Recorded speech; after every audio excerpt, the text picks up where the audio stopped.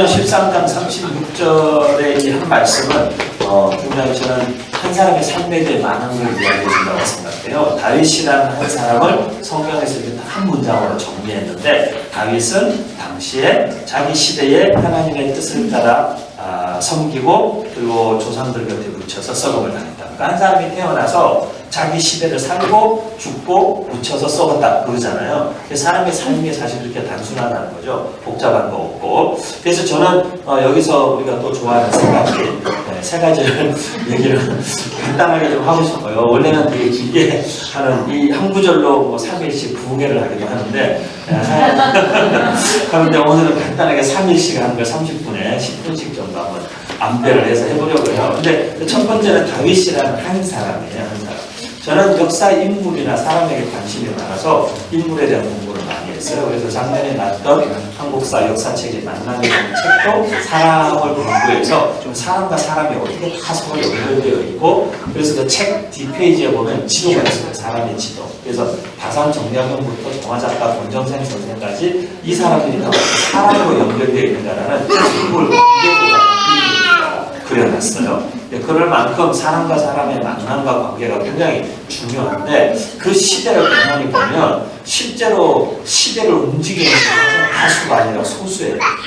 사실 다수의 그 군중은 호위다 그런 말이 있잖아요. 그래서 우리도 지금도 막 서초동, 광화문 막 이렇게 막 사람들이 모이지만 사실 그게 모인 사람들 중에 대다수는 뭔 내용인지도 모르고 모이는 거예요, 사실. 그냥 모이니까 모이고, 아니면 자세한 내용은 몰라도 자기 생각에 그런 것 같으니까 모이고 다 이러지, 뭔가 막 역사적인 사실과 팩트를 정확하게 다 공부해가지고 막 여기에 가는 게 나의 역사의 사명이다 막 이런 마음을 가지고 여기 오는 사람은 사실 극소수라는 거죠. 그리고 그들에게 그런 생각을 촉발시키고 동기부여를 하는 사람들도 사실은 극소수의 사람들이라는 거죠. 그렇기 때문에 사실 어떻게 보면 우리가 다수의 생각 없는 군중을 만들어내는 교회나 목회가 아니라 똑부러지게 진짜 진리가 무엇인지를 알고 정말 하나님의 뜻을 바르게 자기 세대를 향한 하나님의 뜻을 분별할 줄 아는 몇 사람 기르는 게 어쩌면 진짜 목회일지도 몰라요. 사실 10,000명의 교인들이 있다고 해서 10,000명이 다 예수 그리스도의 제자가 되느냐? 우리 한국 교회 제자 훈련과 성경 공부의 가장 큰 단점이 뭐냐? 목표가 잘못됐어요. 목적과 목표 자체가 교회 일꾼되고 교회 직분자 길러내는 게 교회의 양육과 훈련의 목적이 됐어요. 거기서부터 잘못된 거예요. 교회 일꾼, 교회 직분자를 길러내는 게 아니라 세상 속에서 하나님의 나라를 전하고 그리스도의 복음을 전가하고 살아가는 그리스도의 제자를 만드는 훈련을 해야 되는데, 그리스도의 제자를 만드는 훈련이 아니라 교회 일꾼 키우는 목표를 하고 사역을 한 거예요. 지금까지 성경 공부하고. 성경 공부하면 교회에서 일 잘하는 사람이 되는 게 아니라 세상 속에 나가서 복음을 전하고 세상 속에 그리스도인으로 믿지 않는 사람들에게 복음을 전도하고 빛과 소금의 역할을 감당하고 거기에서 선교적 사명과 삶을 살아내는 그 삶을 훈련시켜야 되는데, 교회 안에서만 똑똑하고 교회 안에서만 잘 나가는 사람들을 키운 거예요, 사실. 빼놓고 얘기해서. 그게 지금 우리 한국교회가 직면해 있는 가장 큰 어려움. 그런데 지금 시대에도 어쩌면 우리 교회들이 꿈꿔야 할 것은 많아지는 교회가 아니라 진짜 교회가 돼야 되는 거예요. 큰 교회가 아니라 진짜 교회를 꿈꿔야 돼요. 우리 안에 여전히 큰 교회에 대한 꿈을 우리가 버리지는 못해요. 숫자, 규모 이런 것들에 대한 꿈과 생각들을 버리지는 못하는 거예요. 근데 우리는 커지려고 할 게 아니라 진짜가 되어가야 돼요. 부흥은 숫자가 늘어나고 교회가 커지고 교회가 잘 되는 게 아니라 각자 예수쟁이가 진짜 되는 거예요. 기독교 역사의 부흥운동의 모든 결론은 가짜 예수쟁이, 한발의 예수쟁이, 또는 교회를 핍박하는 이런 인간들이 다 하나님의 현현과 실제를 경험하고 그 앞에 깨뜨려져서 진짜가 되는 거예요. 진짜 예수쟁이 되고 진짜 그리스도인이 되는 게 부흥이지, 교회가 늘어나는 것은 부흥이 아니고 성장이죠. 성장. 말 그대로 그건 교회 성장이에요. 성장이지, 교회가 부흥한다는 것은 우리 안에 고집된 신앙이 진실된 신앙으로 바뀌고, 우리 안에 정말 복음을 전하는 데 있어서 두려움이 있던 마음에 불이 붙어서 전하지 않고는 견딜 수 없는 마음을 가지고 복음을 전가하는 삶을 살게 되는 거고, 아까도 말씀드렸죠. 말로만 복음을 전가하는 것이 아니라 삶으로, 사람으로 진리를 말하며 살아내는 그리스도의 제자가 되는 삶이 우리 시대의 목회요, 훈련이요, 모든 것에 사실은 결과물이어야 한다는 거죠. 그런 사람 한 사람이면 하나님은 늘 그 시대를 흔들어 놨단 말이에요. 그 사람 한 사람이에요. 미국의 17세기, 18세기, 19세기 전 미국과 온 세계를 뒤흔들어 놓은 부흥운동도 결국에는 한 명에서 시작합니다. 모든 부흥의 출발은 진짜 하나님의 실제를 개인적으로 경험한 부흥을 체험한 한 사람에서 시작합니다. 그리고 그 사람의 불이 함께 옮겨붙던 몇 사람이 기도하게 되고 마을이 변화되기 시작하고 나라가 변화되기 시작하는 일들이 세계마다 한 번씩 일어났던 거예요. 제가 하는 GPT라는 아까 말씀드린 글로벌 퍼스펙티브 출입에서 하는 일 중에 하나가 미국에 가는 거예요. 미국에. 제가 웨일즈도 갔다 오고 곳곳에 다 갔다 왔어요. 그래서 부흥운동의 유적지도 다 찾아다녔어요. 그래서 미국에도 가가지고 다 조나단 에드워즈의 무덤, 조나단 에드워즈가 부흥이 촉발됐던 설교했던 노스햄튼 교회, 조나단 에드워즈의 무덤, 조나단 에드워즈가 인디언 사역했던 스타브리지 다 가보고 건축도 및 기도운동이 일어났던 윌리엄스 타운의 윌리엄스 아브리지도 다 가보고 그리고 또 D.L. 무디가 부흥운동했던 노스필드 매사추세츠의 D.L. 무디의 생가에도 가보고 무디가 부흥운동을 인도했던 큰 오디토리움이 있어요. 1884년도에 지어진 그 무디가 거기에서 계속 부흥회를 인도했는데 그 현장에서 청년들과 목회자들과 함께 기도하고 무디의 집에 앉아서도 함께 기도하고 그리고 그렇게 부흥운동의 유적지를 찾아다닙니다. 찰스 필리의 유적지를 찾아다니고 뉴욕의 정오 기도운동이 일어났던 것을 찾아다니면서 데이비드 브레이너드의 집과 무덤과 생가들 사역지를 찾아다니고 이런 일들을 계속 했던 거예요.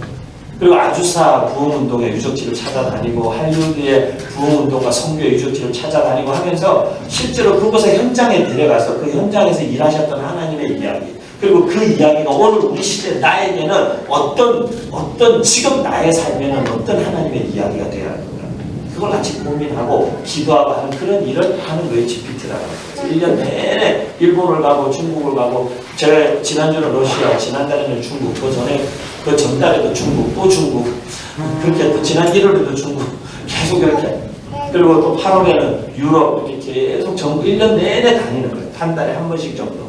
청년들을 데리고 목사님들 데리고 교회 성도들 팀을 데리고 여러분 교회도 기회 되면 한번 우리 부목사님과 성도들 다 같이 하셔서 저와 같이 조중적경제 압록강 끝에서 두만강 끝까지 한번 여행도 하시고 또 러시아도 한번 가시고 기회 되면 그럼 하나님이 일하셨던 그 현장과 흔적을 한번 가보세요.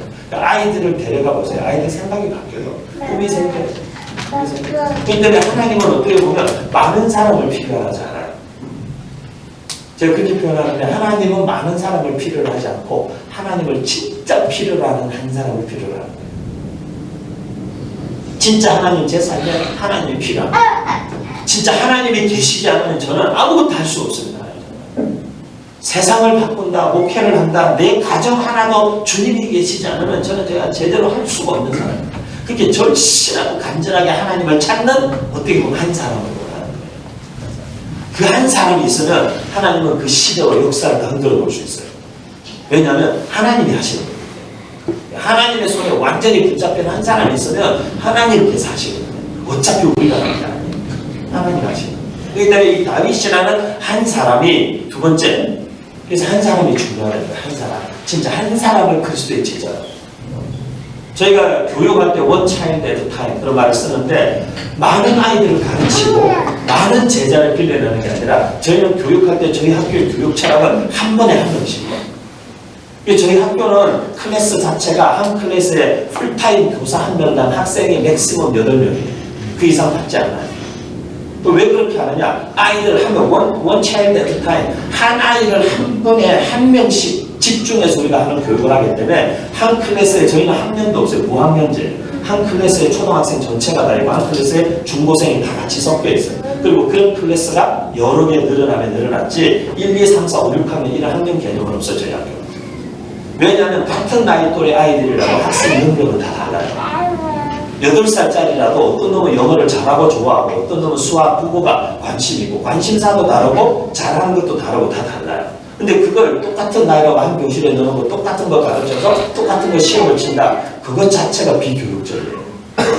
그렇기 때문에 저희는 아이들을 한 클래스에 다양한 연령대 아이들이 함께 있으면서 아이들 개인별 수준을 교육하는 거예요.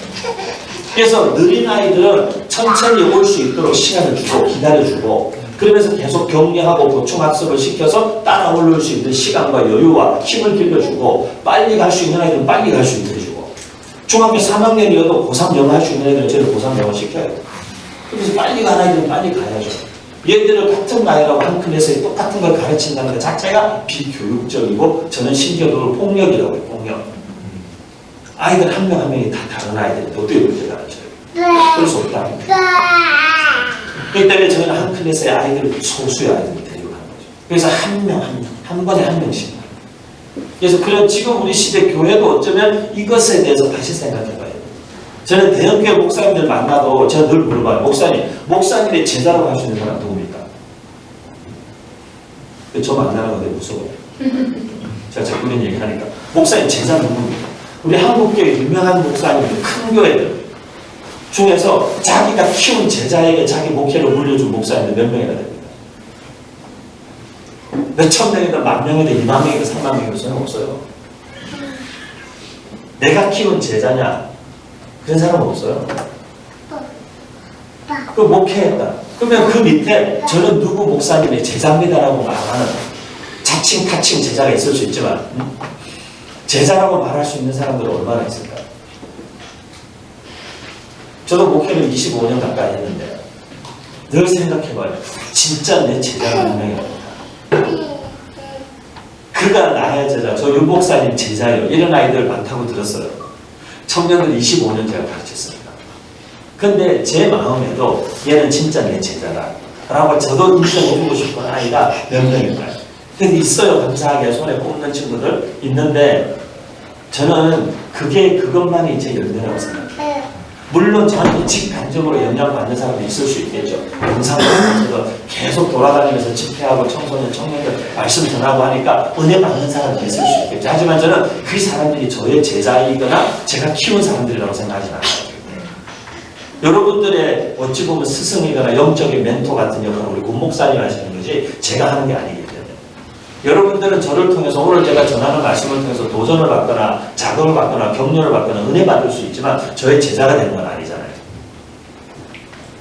그러니까 우리가 생각해 봐야 되는 거예요. 제가 1년에 돌아다니면서 거의 뭐 100수십 개 교회를 다니면서 말씀을 전하지만 그들이 제 제자가 아니거든요. 그렇기 때문에 그 돌아다니면서 하는 저의 집회와 사역을 제가 취해가지고 내가 대단한 일을 하는 것처럼 착각에 빠지는 순간 저는 정말 좀 죄송하지만 정말하게 진짜 쓰레기 같은 인간이 될 수도 있어요. 그게 사역이 아니거든요.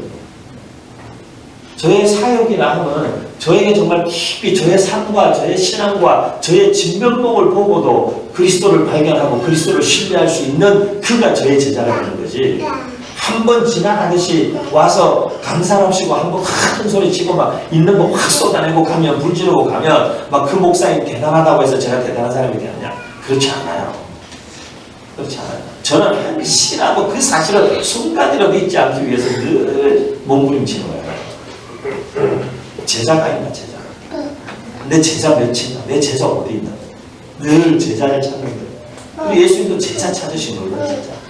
무리들 가운데 예수님을 따르는 많은 무리들이 있었지만 마태복음 5장에도 보면 제자들을 부르시니 나아온지라. 예수님께서 산에 오르사 제자들을 부르시니 나아온지라. 그 전까지 많은 무리들이 예수님 따라다녔어요. 하지만 예수님이 십자가에 못 박히실 때에도 무리들도 다 흩어졌고 예수님 부활하신 이후에도 그래도 예수님 십자가에 못 박히신 다음에 장사진의 무덤에라도 그래도 찾아왔던 사람들은 예수님의 제자라고 불릴 수 있는 여성도들과 몇몇 사람들이 있어요. 그렇기 때문에 결국에는 사실 사람이 문제거든요. 사람. 그러니까 오늘 다가오는 미래 시대에 우리 한국 교회는 이제 어느 시대를 지나갔냐면요. 전 세계의 역사나 교회 역사를 보면 각 나라나 민족마다 하나님이 복음의 문을 확 열어주시는 때가 있어요. 우리 대한민국은 그게 80년대, 90년대로 돼 있어요. 그래서 교회들이 막 급성장하고 건물난 지역의 사람들이 빡빡 들이차고 그랬어요. 그래서 그 시대에 목회하신 목사님들은 대단하다고 얘기하면 안 돼요. 시대가 도와준 거거든. 근데 지금 시대에 목회하는 이런 분들은 대단하다고 해요. 지금 안 되는 시대거든. 지금 안 돼요. 건물을 지어도 오지 않는 시대거든. 전도를 해도 오지 않는 시대고 지금 뭐 밀가루 쌀 푸대 준다고 오는 시대가 아니에요. 하이파이 준다고 보는 시대가 아니에요, 지금 시대. 이런 시대에 교회를 개척하고 목회하는 목사님들이 사실은 좀 대단한 거예요. 한국 사회적으로 경제 성장에 붐을 타고 사람들이 막 이렇게 막 뭔가 찾고 막 이렇게 함께 성장하는 시대에 교회가 공간 성장했는데 그걸 뭐 막 대단한 뭐라고 생각할 건 없어요. 전 세계마다 그런 각 나라 민족마다 그런 기회들은 한 번씩 와요. 저희 부모님은 한국에서 목회 은퇴하시고 캄보디아에 20년 가까이 계셨는데 캄보디아에 계실 때 캄보디아가 그랬어요. 지금은 캄보디아에서 이제 미얀마로 옮겨가고 있죠. 캄보디아가 한때 확 열려가지고 뭐 선교사들 마음대로 들어가고 교회만 지으면 어린애들 어른들로 200, 300명씩 꽉꽉 들어차고 교회 짓는데 돈도 얼마든지 많았어요. 저희 부모님 계시던 때는 교회 하나 세우는데 땅 사고 건물도 500만 원, 1000만 원이었어요. 지금도 한 2천만 원, 3천만 원 교회 땅 사고 건물 지어요. 근데 그렇게 해놓으면 금방 꽉꽉 차요, 아이들로. 아이들로 캄보디아는 거의 전체 인구의 거의 뭐 60% 이상이 다 10대 미만 아이들이에요. 그러니까 교회가 딸들로 꽉꽉 차요, 지금. 근데 그랬던 캄보디아도 이제 막 국교가 불교니까 절에서 계속 이제 이렇게 제재를 하니까 교회 이제 건축허가 받는데도 천불 내라, 뭐 하는데 돈 내라, 돈으로 그리고 막 제재하고 막 전도하는 거 방해하고 캄보디아로 문이 또 서서히 닫히고 있죠. 그래서 이제 미얀마가 막 열리기 시작했어요. 시대마다 나라마다 그런 때가 있어요. 그렇기 때문에 하나님께서 일하시는 그 시기와 때를 잘 보는 게 굉장히 중요해요. 다윗이라는 사람이 하나님의 뜻을 따라 섬겼는데 어떤 하나님의 뜻이냐면 자기 시대를, 자기 세대를 향한 하나님의 뜻을 섬겼다는 거예요. 자기가 사는 동안. 그래서 여기는 다윗이 사는 동안 하나님의 뜻을 이렇게 표현했지만 영어 성경에 보면 He served the purpose of God in his own generation 그렇게 표현한 거예요. 자기의 own generation, 자기 세대를 향한 하나님의 목적을 따라서 섬기다가 잠든 사람이 다윗이다 그렇게 얘기하는 거예요. 그러니까 명확하게 다윗이라는 한 사람, 결국에는 사람 키우는 게 예수님의 사역이었고 사람 키우는 게 교회 사역의 결론이에요. 교회도 영원하게 안 하고 100년, 200년 가는 교회도 있지만 많은 교회들이 생겼다가 없어지게 돼요. 하지만 저는 교회가 지금 시대에 특히 많은 교회들이 생겼다가 없어지고 있어요. 100개 교회 개척하면 성공률이 2, 3%래요. 그러면 100개 교회 개척하면 90개, 95개가 없어진다는 얘기예요. 노회나 이런 데 가보면 교회 폐쇄 신고 매번 노회 때마다 있어요. 교회 문 닫았다는 얘기죠. 그러면서 또 교회는 계속 개척되고 있어요. 교회 문 닫고 이쪽은 문 닫고 여기는 또 새로 하고 또 있다가 이 교회 문 닫고 또 새로운 교회 하고 계속 반복이에요. 지금 한국 교회는. 쭉쭉쭉 뻗어서 성장하는 교회 소식은 손에 진짜 꼽기 힘들 정도로 없어요. 쉽지 않은 시대. 그럼 이런 시대일수록 아까 제가 처음 11시 예배에서 말씀드린 것처럼 교회가 집중해야 할 것은 오히려 그 본질이라는 거죠. 본질. 사람 키우는 본질. 하나님의 사람 키우는 본질. 지금은 땅 파고 건물 지을 때가 아니에요. 저는 목사님들 만나는 분들마다 땅 파고 건물 짓는 거는 다 뜯어말려요. 하지 말라고. 그냥 망하는 길이라고. 제가 판교에 있으면서 다 보잖아요. 판교. 판교가 무슨 대단한 일이 벌어질 것 같이 했지만 판교에 있는 교회들 사실 속을 까보면 다 힘들어요. 정말 힘들어요. 왜냐하면 판교라는 데가 애매하잖아요. 서울과 분당, 강남과 분당 사이에 껴가지고 결국에는 거기 이사 온 사람들 강남 분당 사람들이에요. 그 사람들이 강남 분당에 있는 교회 가지 판교에 있는 교회로 왜 가겠어요?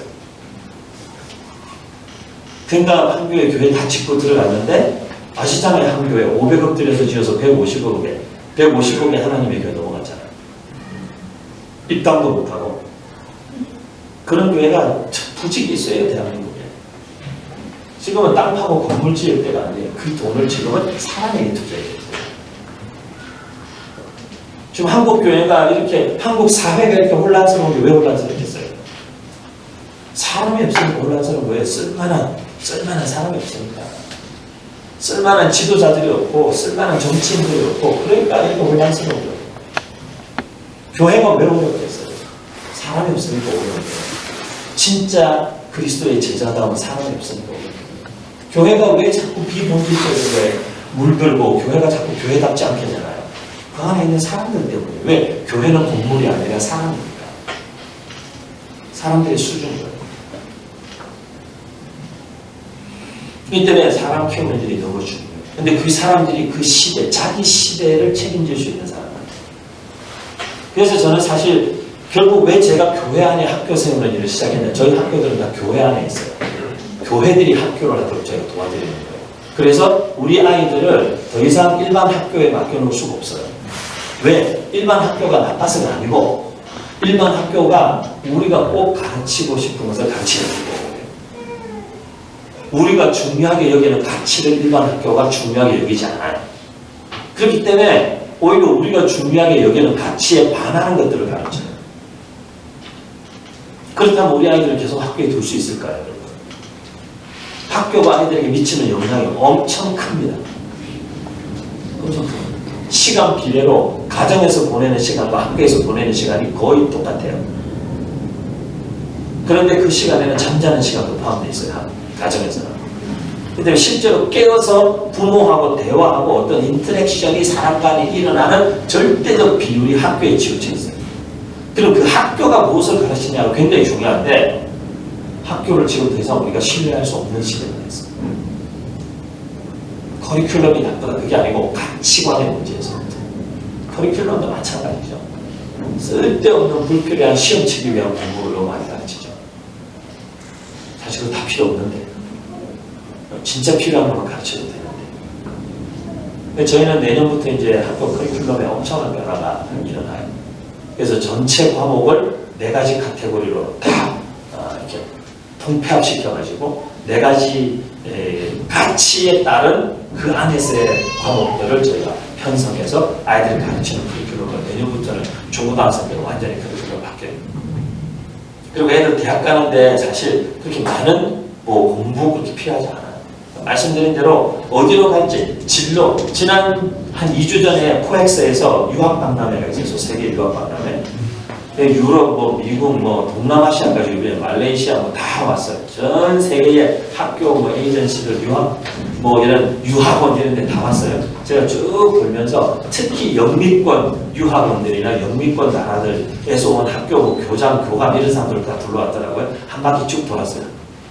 근데 안정형 그들이 제가 저희 애가 중학생이니까 데리고 가서 한번 보여주기 위해서 어떤 학교들이 있는지 가려면 너도 한번 들어가라. 그래서 아들 데리고 가서 이제 쭉 부스마다 돌아다니면서 뉴질랜드, 호주, 영국, 캐나다 다 갔어요. 미국 다 돌았어요. 돌면서 얘기하면 그 사람들이 물어보는 다 첫 번째가 뭔지 아세요? 중학교 2학년인데 미국으로 고등학교나 대학을 보내려고 합니다. 첫 번째 물어보는 게 뭐냐면 대학에 가서 무슨 공부할 건데? 이거 물어봐요. 왜? 지금 네 나이는 그거 결정해야 되는 거예요. 그리고 그거에 맞는 공부를 해야 되는 거예요. 그리고 아시겠지만 영국의 학교들은 고등학교는 이미 대학 가기 전 교양 과목을 다 공부해요. 12학년, 13학년, 13학년까지 있으니까 영국은. 대학 가서는 전공 공부만 해요. 전공 공부만 대학은. 그래서 아시겠지만 유럽의 대다수 국가들은 중학교 때 진로 다 결정해요. 심지어 직업을 가질 건지 대학을 갈 건지를 중학교 때 다 결정해요. 그리고 그 트랙에 들어가면 바꾸기 힘들어요. 직업 가지고 나면 그냥 계속 직업 학교로 가서 직장 취업하고 바로 나가는 거예요. 근데 그렇게 살아도 사회 구조 자체가 화이트 칼라든 블루 칼라든 구분하지 않고 전문성을 인정해주고 동등한 샐러리와 연봉을 받을 수 있고 사회에서 차별받지 않으니까 그게 가능한 거죠. 우리나라는 전부 다 화이트 칼라가 원하고 전부 다 엘리트만 원하고 공부한 사람들만 대우를 해주는 나라가 이상한 나라가 돼 있다 보니까 애들을 전부 다 대학에다 밀어넣어가지고 잘 나간다는 유럽, 미국 선진국도 대학 진학률 30%예요. 30% 정도면 높은 건데 우리는 대학 진학률이 90%에 원하잖아요. 사실 이런 현장을 속된 말로 깨놓고 얘기하면 다 미친 거예요. 사실 정신을 잃어버린 거예요. 사실 포함된 가치 목을 메고 있는 거죠. 우리나라 사회 구조상 대졸자는 전 국민의 20%만 있으면 된대요. 그런데 90%를 대학을 보내놨으니 어떻게 될까요? 나머지는 고졸자들이 하는 일을 해야 되는 거예요. 맞아요. 대학 나와서 가서 커피 타야 돼요. 대학 나와서 가서 복사해야 돼요. 복사, 카피 해야 돼요. 코드레이딩 해야 돼요. 대학 나와가지고 직장 가서 연봉 받고. 쓸데없이 학벌 사회를 만들어놨기 때문에 근데 그 학벌 과잉 사회라는 거, 이것들은 전부 다 체면과 명예와 위신과 거치대와 전부 잘못된 되게 위선으로 똘똘 뭉친 거예요, 사실은. 그건 인간의 위선이 만들어낸 결과물이에요, 여러분. 성경적으로 보면. 사람이 한 번 태어나서 살면서 내가 살고 있는 이 시대라는 하나님의 뜻이 무엇인지를 고민하고 그것을 섬김으로 기쁨을 누리고 만족을 얻는 것을 교회에서 가르쳤다면 아이들이 그렇게 비교당하지 않으면서 자기에게 주어진 삶을 살아가면서 만족하며 살았겠죠. 뭐가 진짜 본질이고 핵심이고 의미고 가치냐는 거죠. 다윗은 자기 시대에 하나님의 나로 하여금 섬기게 하고 하게 하시는 그것 딱 하고는 간 거예요. 지금 우리 시대 교회들은 진짜 사람 키우는 일이 아주 절대절명의 위기에 와 있어요. 여러분 청소년 청년들 몇 명 안 되죠? 어디나 다 그래요. 제가 전국에 집회 다녀보면 교회 어른들이 오후 예배 뭐 이렇게 헌신 예배 설교에다가 청년 헌신 예배 갔어요. 어른들이 한 800명 1000명 모였어요. 청년부가 특송하러 나왔는데 12명이 나왔어요. 그게 현실이에요 지금. 그렇기 때문에 실제로 앞으로 10년 뒤 20년 뒤 한국교회는 어떻게 될지 몰라요. 그건 우리 만만이 아니고 사회학자들이나 미래학자들이 얘기하기를 전 세계에서 이 지구상에서 없어질 가능성이 있는 나라 1순위 대한민국이잖아요. UN 미래보고서에 나와 있어요. UN 미래보고서에. 왜? 인구 전력 때문에. 결혼하지 않을 분들은 결혼해도 애 낳지 않고 출산율이 1도 안 되잖아요. 0.8, 0.7 계속 떨어지잖아요. 둘이 결혼하면 최소 둘은 나와야 본전인데 이게 쉽지 않은 일이죠 사실. 쉽지 않은 일이죠. 그런 부분에 있어서 저는 지금 우리 시대의 교회 사명이 뭔가라고 했을 때는 사실 지금 하나님의 사람 양분, 교회가 진짜 목매야 되는 그거, 사람 키우는 일 할 건가? 사람 키울 건가? 여러분의 교회도 저는 그런 비전과 도전을 드리고 싶어요. 그것이 꼭 저희 어깨동무 학교처럼 정일제 학교가 아니더라도 그것이 방과후 학교가 됐든 주말 학교가 됐든 교회 학교가 됐든 여러분 교회의 열정과 에너지를 다음 세대에게 정말 집중해서 여기서 똑 부러진 놈들 한두 놈이라도 커서 그 아이들이 정말 하나님의 나라 예수 그리스도의 이름으로 나라에 어떤 기여를 하고 역할을 하고 자기 사는 시대의 어떤 한 영역에 들어가서 그 아이가 그곳에서 미칠 영향을 생각해서 아이들 한두 명, 몇 명이 되어도 정말 교회가 올인해서 사람 키우는 교회 되시면 여러분의 부모님들과 여기 계신 분들의 헌신이 결코 여러분 헛되거나 나중에 후회하시지 않을 거예요. 아프리카 교근에 그런 말이 있습니다. It takes a village to raise a child. 그런 말이 있습니다. 한 아이를 키우는 데에 온 마을이 필요하다는 거예요. 마을이 없이 아이들이 자라지 않아요. 한 가정의 부모, 아까 제가 말씀드렸지만 한 가정의 부모가 할 수 있는 역할 다 한다고 해도 유대인 자녀교육의 핵심은 가정에서 아빠하고 밥상머리에 앉아가지고 밥 먹으면서 애들이 하는 모든 질문에 답해주고 우리는 그런 거 못하죠. 그죠? 우리는 아빠들이 질문 3개 받으면 벌써 막 혈압 오르고 스트레스 받기 때문에 그걸 아빠들이 다 답 못해줘요. 2시간 동안 밥 먹으면서 애가 묻는 말에 다 답해준다. 조용히 하고 밥 먹어. 이렇게 하죠. 우리는 애들 질문하게 밥상머리에서 안 해주죠. 안 돼요. 우리한테 맞지 않아. 근데 유대인 교육의 진짜 본질은 가정도 있지만 커뮤니티예요.